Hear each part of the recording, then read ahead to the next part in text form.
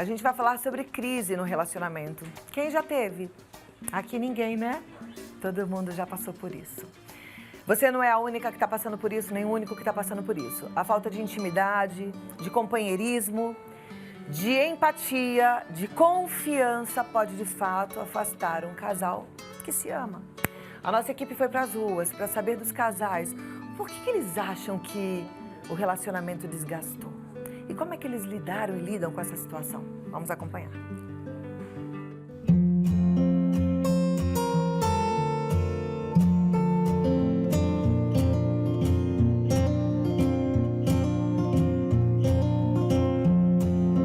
Estamos juntos há 16 anos. E em algum momento essa relação ficou desgastada? Acho que toda relação tem um momento, por um motivo ou outro, acaba tendo um certo distúrbio, uma certa turbulência e acho que faz parte do relacionamento. Nós tivemos também como qualquer um outro. Sempre passa, né? Relacionamento acaba tendo, né, os desgastes, né? Normal. A própria rotina acaba condicionando a você perder aquele encantamento, né? E deixar as coisas caírem na mesmice. Acho que é isso que acaba desgastando, né? E foi o que aconteceu comigo. E como que vocês superaram esse momento? Respira fundo, volta a conversar, espera a cabeça esfriar e retoma a situação. Os dois têm que ter o mesmo foco, o mesmo objetivo, conversar bastante, né? E acaba se acertando, né? Há uma evolução na relação, né, das pessoas. Você vai conhecendo a pessoa com o passar dos anos. E aí um vai tentando ceder um pouco, cede-se um pouco de cada lado. Nem tudo é muito bom, nem tudo é muito ruim. Então, quando tem esse desgaste, a gente para realmente e pondera. Não, vale a pena, né? Aí, geralmente, a gente conclui que vale a pena. Que conselhos vocês dão para uma pessoa, para um casal que está passando por essa situação? Sentar e conversar e pensar positivo. Pega com Deus. Pensar positivo. Sim, com Deus. Procurar ajuda também, um psicólogo. Eu procurei ajuda também, é bom, ajuda muito, né? A pessoa de fora dá outras ideias, conversas, né? Eu acho que vale a pena investir, tentar fazer várias tentativas se ainda existir amor.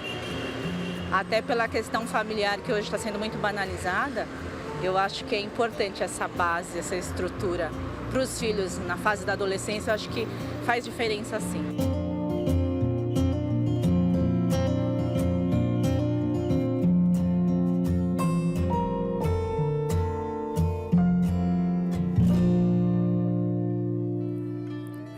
Eu gosto muito dos conselhos, né? A Bíblia fala que a sabedoria mora na multidão dos conselhos. Agora, quem estudou para isso, é claro que está preparada para de fato nos ajudar. A coach de relacionamento e sexualidade, Margarete Signorelli, está aqui e vai trazer algumas técnicas que podem nos ajudar a tirar esse relacionamento desse momento ruim, de desgaste, de dificuldade, até de conversar, né? Um casal falou assim, é importante conversar, às vezes está tão complicado que não tem mais diálogo. Vamos tentar aprender com ela? Margarete Signorelli, seja muito bem-vinda. Obrigada. Uma alegria te receber, viu? Senta aqui pertinho de mim, a gente já começa o nosso bate-papo. Eu até quero te convidar, se você já tem nosso WhatsApp, quem não tem anota, 11 9 50 45 18 40, para abrir o coração. Às vezes você quer contar a sua história, às vezes quer pedir um conselho, pode fazer isso agora, não precisa nem se identificar, tá bom? Isso é bom. Então, você viu que a turma ali fala, é bom ter o apoio de um profissional, né? É isso mesmo. E você sabe, eu não vou falar dos relacionamentos abusivos, né? Não. Eu vou falar dos relacionamentos onde existe amor. E que às vezes o casal se afastou e aí eles falam, ai meu Deus, o que está acontecendo, né? Como é que a gente pode se juntar? Como é que a gente pode voltar? E aí eu tenho um detalhe que eu não acredito que o casal esteja assistindo esse programa agora juntos. Então eu tenho um segredinho para cada um que estiver assistindo, que só precisa um mudar. É física. Se eu tenho uma ação, você tem uma reação. Então, se um mudar, vai mudar a relação. Então, é para a pessoa que está assistindo hoje, se ela precisa que tenha mudanças, ela entender, nossa, eu sou responsável por essa mudança e eu posso. Então, o que eu vou falar aqui, eu vou falar 3 coisinhas banais, que todo mundo que está assistindo vai conseguir fazer, mas que ela consiga entender, nossa, eu vou usar isso e eu depois até te dei um feedback dos resultados. Então, em primeiro lugar, Comunicação. Porque o que acontece? As pessoas, as pesquisas mostram que o que afasta mais os casais, você viu que as pessoas falaram sobre comunicação. Então, se comunicar. De que forma? Fale, não critique, repense quando você vai falar alguma coisa. E tem o Gay Hendricks, que é um psicólogo americano, ele escreveu um livro que chama O Milagre dos 10 Segundos, que é uma pequena técnica que é o seguinte, se você pensar exatamente, o que é que eu estou sentindo? Nossa, eu estou me sentindo sozinha, estou sentindo falta dele, eu quero que ele tenha mais tempo para mim. Então, isso aqui não tem crítica, não tem julgamento, não tem nada. Você inspira e o tempo que você expirar, que não vai dar mais do que 10 segundos, você tem que dizer claramente o que você está sentindo e o que você precisa. Então, ó, nossa, eu estou me sentindo tão sozinha, eu gostaria tanto que você tivesse tempo para mim. É possível? Você entendeu? Não sobrou tempo para criticar, não sobrou tempo para julgar, não sobrou tempo para nada. É o que eu estou sentindo, inspira e fala pelo coração. Porque quando você fala pelo coração, não cabe nada mais do que crítica, julgamento, briga. Então, é falar pelo coração. Então, começar mesmo pela comunicação. Então, essa é uma das coisas. E até interessante porque eu dei um curso e aí eu dei uma técnica que é se comunicar melhor com ele. E aí eu falei a técnica e depois uma menina me ligou, que usou a técnica e falou assim, Margarete, você mudou a minha vida.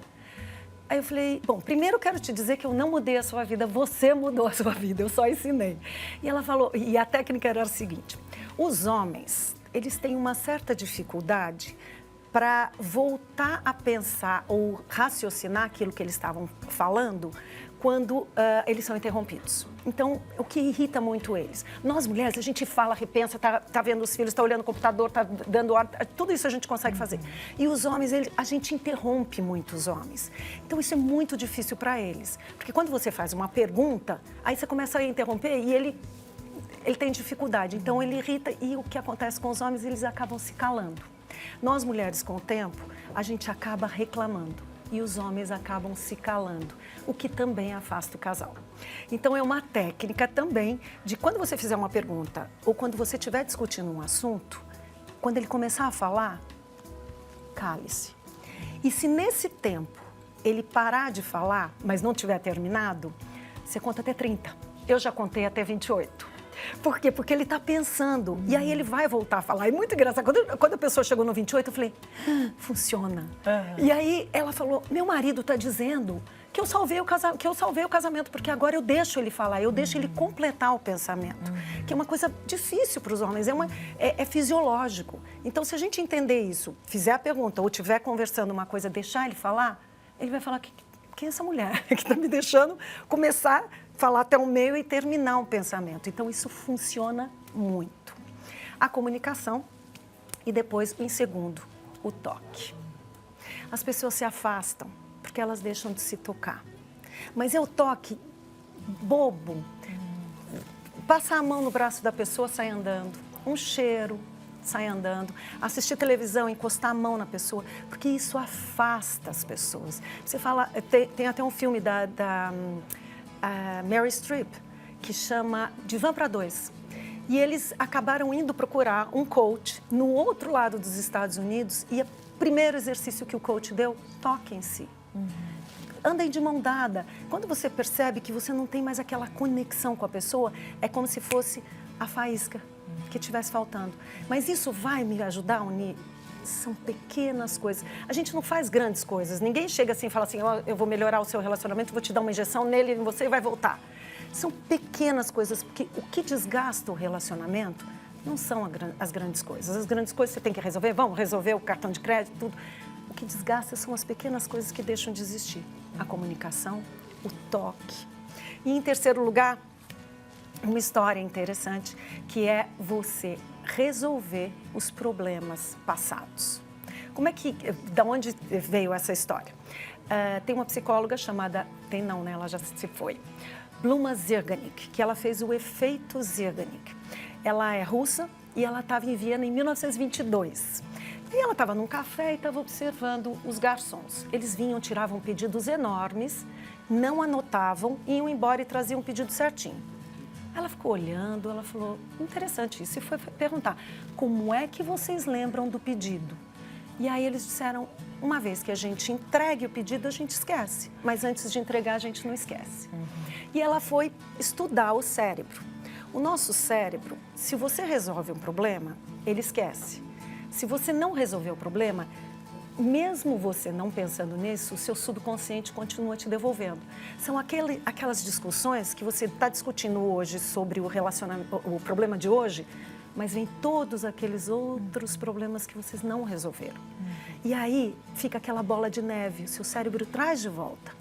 Então, se eu posso orientar em alguma coisa, resolva os problemas. Se não está resolvido, diga, olha, ainda não está bom para mim. Eu sei que está na hora da gente dormir, não está na hora da gente conversar de novo sobre isso, mas vamos voltar a falar sobre esse assunto, porque tem que estar bom para os dois, para eu não ficar voltando para você falando do verão de 2015, que aquilo aconteceu e não foi explicado. É bom a gente ter tudo resolvido. Então, eu diria que seria resolver todos os problemas. Você resolvendo os problemas, ficam para trás, e aí o que você vai resolver hoje, termina hoje e vão para frente. Daí a gente tem que exercitar o perdão, né? Porque muitas vezes é algo que precisa de perdão mesmo. Precisa de perdão. Não é só resolver no sentido de você faz assim agora, eu faço assado. Às vezes é alguma coisa que magoa, né? E o perdão, Cláudia, o que eu posso te dizer é que se você pensar que o perdão faz bem para você em primeiro lugar, você pensar assim, não, eu não vou perdoar de jeito nenhum. Primeiro, você não pode ficar com essa carga nas suas costas. Perdoar é imprescindível para que a sua vida prospere, para que você consiga se dar melhor, não só com o seu marido ou esposa, mas com todas as pessoas que te cercam. Então, perdoar é importante. E o que eu digo? Se você não consegue perdoar a pessoa ali na hora, escreva uma carta. Escreva, eu entendo os seus motivos ou até quais foram os seus motivos. Escreva, rasgue, jogue fora, queime e depois converse com a pessoa. Porque uma convivência não é fácil. Como uma das pessoas estava dizendo, eu adorei esses testemunhos. Não é fácil conviver. Somos indivíduos, somos pessoas diferentes. Mas se você pensar que existe amor, a família, o casal juntos, gente, banalizou, né? Ficar junto, separar, é a coisa mais fácil do mundo é separar. Concorda? Até... É mais fácil, mas é interessante que ao mesmo tempo... As minhas amigas que são separadas me contam que é uma das mais difíceis do mundo. Estar separado. Que é uma dor muito grande. Então, e que tem hoje uma dificuldade muito grande de novos relacionamentos, de reconstruir a vida, né? Então, acho que realmente tem que pensar muito. Tem coisa mais válida do que você estar com alguém que você tem história? Que você tem a família, que você tem os filhos? Agora, voltando um pouquinho nessa coisa do perdoar, né? Uma senhora falou no videozinho que a gente acabou de assistir, ela disse, com o tempo a gente vai se conhecendo e a gente vai se administrando melhor, se comunicando melhor, mas muitas vezes é o contrário. Quando tem a mágoa, com o tempo pode vir esse acúmulo também. E aí você já sabe como é que o outro funciona e aí isso te causa uma desconfiança. Será que eu devo perdoar? Será que ele merece meu perdão, que ele vai fazer de novo? E aí? O que eu penso é sempre você em primeiro lugar. Todo o meu trabalho somos nós em primeiro lugar. Então, perdoar é imprescindível para que eu flua bem, para que eu consiga ter uma vida saudável e fisicamente. Porque você pode perceber que pessoas ressentidas, elas são todas travadas. Elas dão um passo para frente, dois para trás, porque elas vivem no passado. Ai, aquela pessoa que fez isso para mim, aquele outro, eu nunca vou perdoá-lo por aquela traição. Entenda, para você funcionar bem, você tem que perdoar. Lógico, você tem que conversar com o outro. Quais foram os seus motivos? Porque também todo mundo tem que entender que para perdoar, se alguém fez alguma coisa para você, existe uma responsabilidade sua. Quando você tira 100% da responsabilidade do outro, você fala, eu o abandonei, eu não estava do lado. Se eu estou falando no caso de uma traição, um caso extraconjugal, alguma coisa. Então, você fala, o que estava acontecendo? Qual a sua porcentagem ali? Porque pode ter 50, 50, 60, 40. Existe a sua parte. Então, quando existe a sua parte, você fala, eu me afastei totalmente, sei lá, eu não estava bem. Aí você consegue perdoar de uma forma mais fácil, porque você também tem a sua carga de responsabilidade. Você entende que você é responsável por parte daquilo. Muito bem. Tem aqui, olha, já uma primeira Telespectadora, falando, sou casada há 18 anos, meu casamento está no auge de uma crise, pois meu marido é uma pessoa que se acha o dono da razão. Ele me impede de trabalhar, de estudar. Como faço para conseguir conviver com uma pessoa assim, cabeça dura? Ela pede, me ajuda, por favor. Difícil, né? Se ela está bloqueada. Olha, eu sou muito do lado espiritual também. Então, eu acho que tudo que a gente tem que conseguir na vida, a gente tem que procurar uma ajuda do lado espiritual. Orando, trazendo a harmonia para o seu... Porque é muito mais fácil você julgá-lo, dizer eu não vou conseguir nada com ele. Então, em primeiro lugar, se espiritualize, esteja bem com você mesma. Eu acho que você falando, você se comunicando com a pessoa e dizendo, olha... Falando pelo coração. E falando do sentimento, como você ensinou agora há pouco, né? Ela de falar para ele como ela se sente de não poder trabalhar, como se sente de não poder estudar, como se sente de se sentir travada, impedida. Enquanto você estava falando de espiritualidade, eu me lembrei daquele versículo que às vezes eu falo assim, nossa, mas é muita carga para a mulher, né? A gente tem que segurar uma onda muito grande, né, meninas? Mas a Bíblia fala isso mesmo, que a mulher sábia edifica a casa e a tola destrói com as próprias mãos. Então, não tem jeito não, é a nossa sabedoria mesmo, vamos embora agir. E eu diria para ela mais uma coisa, você deve estar agindo de uma forma para querer que ele mude. Mude a sua forma de agir, que ele vai mudar a forma dele. Então, é uma dessas coisas, fale pelo coração, não pela negação. Você não me deixa fazer, seria tão bom se você me deixasse estudar. Então, começa por aí. Perfeito. Mais uma, Graça, ela é de Vitória da Conquista, na Bahia. Ela fala, sou casada há mais de 30 anos. Meu esposo não é muito de conversar. Eu gosto de discutir bastante a relação. Sempre reinventei, mas fui cansando, porque só eu tinha as iniciativas. É comum isso mesmo? Me dá uma dica. Começamos a namorar quando eu tinha 17 anos. Somos muito família. Nos ajuda. Muito obrigada. Legal.